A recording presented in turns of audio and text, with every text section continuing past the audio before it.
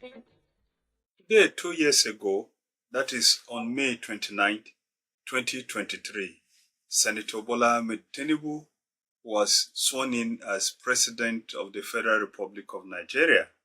On that day, the pump price of premium motor spirit, PMS, otherwise known as petrol in Nigeria, was 197 Naira for a litre. Today, it is 900 Naira at least. The exchange rate for the Naira on that day was 460 Naira to a dollar.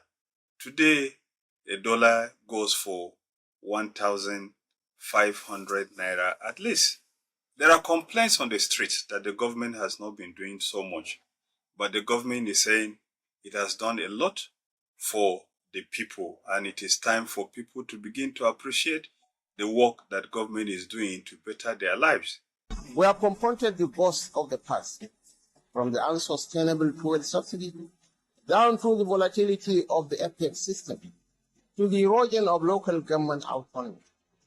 These were not easy decisions. Servicing as a percentage of revenue is down from well over 90% to just about 60%, according to the figures at the end of 2024. Likewise, the debt to GDP ratio is relatively moderate at just over 50%. The dollarization or de-dollarization of the Nigerian economy has done the fact that people now have confidence. The progress we have made did not happen by accident.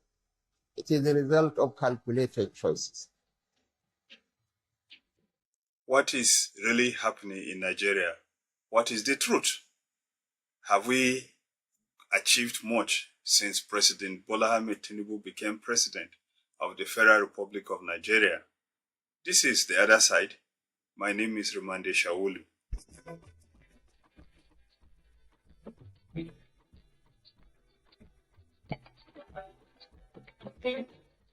In some of the videos and publications that the government of the Federal Republic of Nigeria has released, the achievements that they claim they have recorded include the following: 14 billion Naira in foreign investment pledges secured during a state visit to India. Over 169,000 Nigerian students benefited, according to the government, from the Nigerian Education Loan Fund. 700 kilometers of the coastal highway connecting Lagos to Calabar, the contract awarded, and as of today, the government says that about 47 kilometers of that road has been constructed.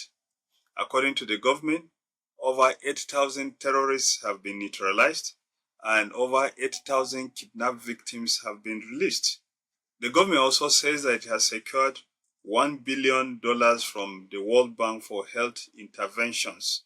And of course, the government also says that the Port Harcourt refinery is now back online and is expected to produce 6,000 barrels of oil. The government also says that it has implemented the conditional cash transfer program that was set up to help vulnerable households aim at fighting poverty and stimulating economic activities at the grassroots level. In the agricultural sector, the government says that it established a 100 billion Naira support scheme for farmers through the Dry Season Farming Initiative and the Green Imperative Program that promotes all year-round agricultural activity. And of course, to alleviate the problems that people face with high prices of food, the government allowed the importation of rice and maize to reduce, and we have already seen on the market that actually there has been a drop in the prices of grains. That is the much that President Bola Tinubu and his people are telling Nigerians. The views on the street of Nigeria are, however, different. The government needs to work harder to be able to translate the achievements on paper to the dining tables of Nigerians or to the pocket of Nigerians, so that Nigerians can feel the impact of these achievements. Here are some of the voices on the street. Somehow horrible, because due to some situations, especially in the northern side of the country, the insecurity problem is always increasing. Always increasing, and they will be saying, we want to have a meeting, overall security meeting for bandits, for to attack you, but always, I didn't see any change. I don't even know about, we are hoping for change soon or sooner. I don't know later. Anytime. Anytime. The 2 years of Tinubu administration, it is neither here nor there. Cannot describe it. It is a mixed years of 2 years of pain and agony and happiness and smile. Those who are eating from him fat, they are smiling. But the larger society are groaning and in pain. Like me, I'm a farmer. I can't access my farm because of the activity of the Fulani herdsmen. So issue of insecurity is making us to feel that they don't have to be part of this government. But to those of them who are political actors and gladiators, they are smiling. And that is why everybody is saying, on your mandate, we shall stand. So on which mandate? So we have a wish that Tinubu, the change mantra with which Nigeria gave him the mandate, he should be able to follow it through. There is suffering in the land. There is pain in the land. There is agony in the land. This morning, 2 people came to my house differently. What they're asking for is for food. If he's able to tackle the issue of insecurity, Nigeria would have said, Tinubu, you have done well. Then we cannot say issue of power, fixed power, so that the small business people cannot begin to earn a living. I tell you why I live. We hardly have like up to 2 hours in a day. And that is so painful. Reforms. Now, the president has come up with certain economic reforms, and it has come with a mixed bag. I mean, quite a number of Nigerians talking about the legendary subsidy is gone announcement by Mr. President. And of course, he also brought about the unification of foreign exchange rates. And even though he said there were necessary steps, they've also led to the increased cost of living and hardship for quite a number of Nigerians, me inclusive. Okay, now to mitigate this, the government should prioritize social welfare and some of these programs that need to support for vulnerable populations. And let's just go to the security challenges. The truth is, there's no gainsaying. Every now and then we keep hearing about how the military is indeed prospering against the insurgents, but it doesn't seem to be the case because Nigerians are still under siege. I mean, well, overall, though, I'm still happy and proud to be a Nigerian, and I cannot wish to be from any other place. My name is Udrak Daniel. Peace out. Statistics on the ground are, however, telling a different story from what the government is claiming to have done. Take a look at the statistics that we have below. Look at the statistics of food prices. There has been a drop, but the drop appears to be very marginal, and nobody knows how long the drop will stay. The side effect of the importation of grains is that those who spent so much money buying fertilizer to produce crops last year are reluctant to go back to the farm because they can no longer sell their products and recover the cost of production because of the high cost of inputs, which have not reduced. Again, take the case of the security sector, the kidnappings and the attack on settlements and communities have continued, and to a frightening level, to the extent that the governor of Borno State, Professor Babagana Zulum, he has been crying that the government needs to wake up because the Boko Haram terrorists are gaining grounds in Borno State. Here are some of the voices of the people again. And last week we released our March 2025 report, and it showed that 1,300 persons were killed in the month of March. It also showed that from the beginning of January to the end of March, more than 3,000 Nigerians had been killed. It also showed that in the month of March alone, 800 persons were abducted. It showed that from the beginning of January to the end of March, about 2,600 Nigerians were abducted. We are very concerned as a coalition of civil society about the killings that are going on in Plateau, in Benue State, in Nasarawa, in parts of Gombe, also in Taraba.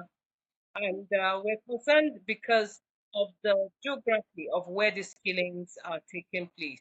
Because these are not states that are within the borderlines of Nigeria. These are states within the central zone of Nigeria.